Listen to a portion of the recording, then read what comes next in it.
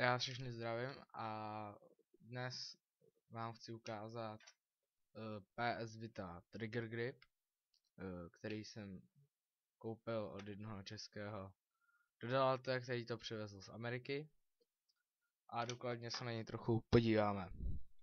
Takže tohle teda je Trigger Grip, omlouvám se za horší kvalitu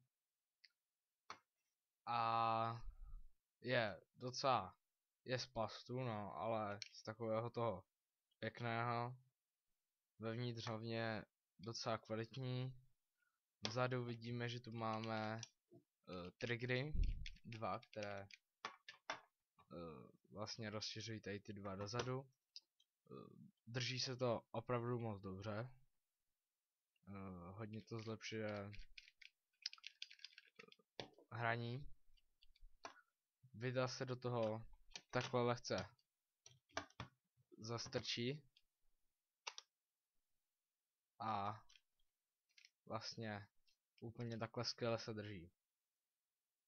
No, takže kromě toho, že je to vlastně úplně skvělý, stojí to, já jsem to koupil asi za 600 korun i s poštovným, je to celkem i levný tedy, ale trochu těžší na sehnání, tak se to má i využití, který vlastně se moc to.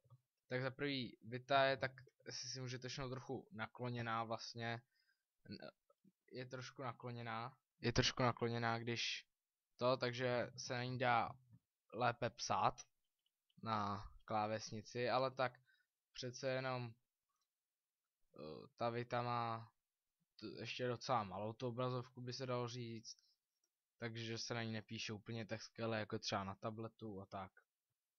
No, další využití, ale který jsem našel já,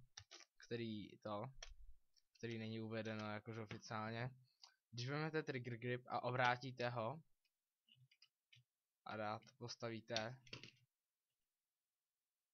takto